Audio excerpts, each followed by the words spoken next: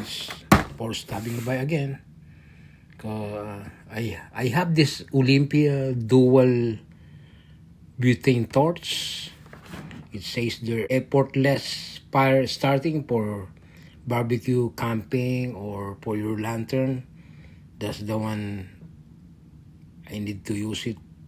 That's why I bought it. It says there fiberglass reinforced for durability.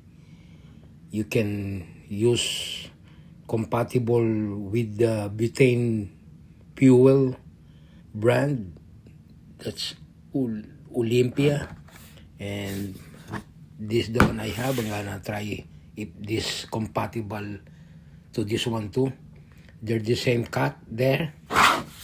And if you want to buy this one, that's the item number there. Give you a close-up look. Made in Taiwan. I rather to have the made in Taiwan is more a little bit in quality. Dual system for it says there's safety. And let's open the box.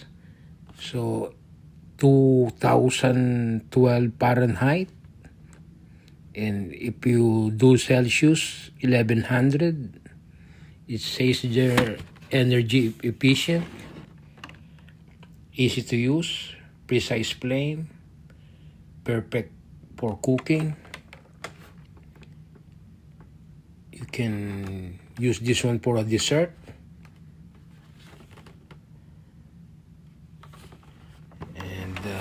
Let's cut the box. Now, if you ask me where I get this one, I get this one in a Walmart for more or less $18 plus tax. There's a cheap version of this one, the same brand, which is the Olympia 2, but it look like flimsy. That's why I buy the one is a little bit expensive.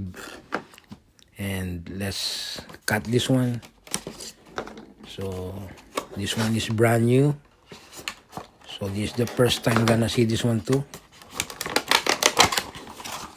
And here we go. Here's the unit. And they have a very hard plastic there. So the cheaper one, the adjustment here. And while this one, the adjustment in the top. So if you want to do the high is I think that way, and if it is low, this way. And they have a good positive trigger, and they have opening ventilation there, because you know that this one is hot, most especially the tip when you're using it. So they have two holes there for the torch light. And this is the connection. The one I show you cut, maybe you're gonna line up this one and twist it.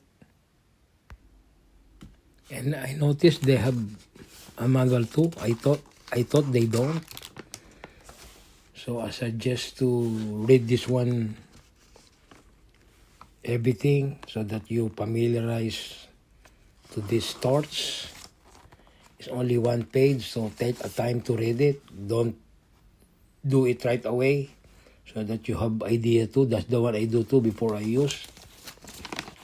So to put this one on, I'm gonna show you very straightforward. See how they put it based on the manual. Manufacturer, they have different how to put this one. So for this one, I'm gonna show you how to do it. Just very straightforward. I tell you, you can just lock on this one, put this one up. So it's gonna be heard some hiss when you put it by force a little bit, and twist it to lock. And after that, to get the power, twist this one counterclockwise, and you're gonna hear some hissing and trigger it. So that's easy to, and then to put it, shut it up there. So let's go outside and try this one in my vintage Coleman lantern.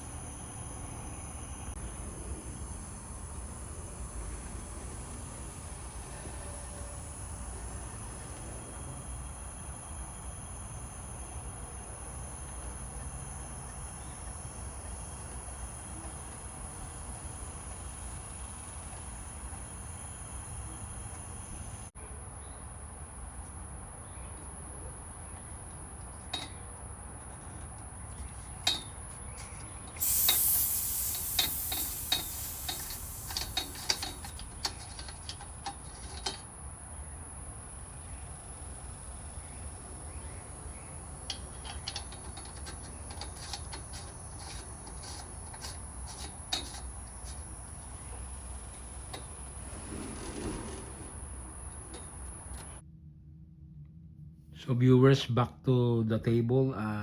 So far, I like this one. If you ask me if I suggest to buy this one, of course.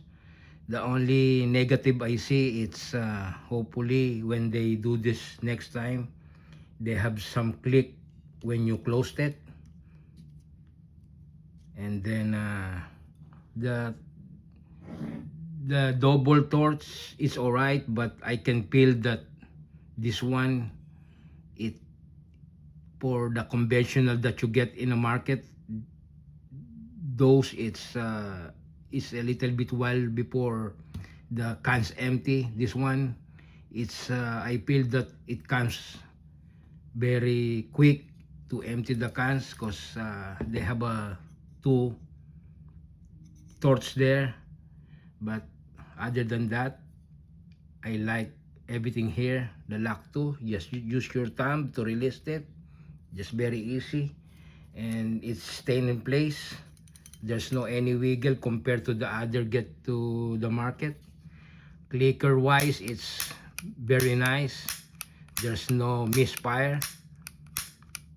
Just easily open this one again. I show you really quick. Open it.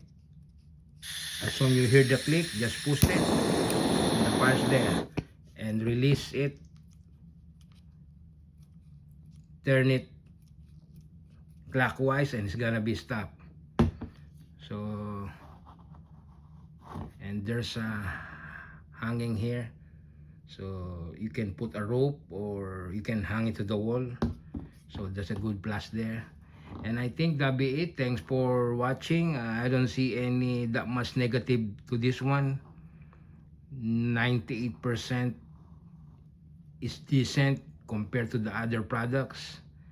And this one, it's they manufactured December 2025, so it's 7 months old from the factory. Give you a turn around again, and they have a very good ventilation that I tell you earlier.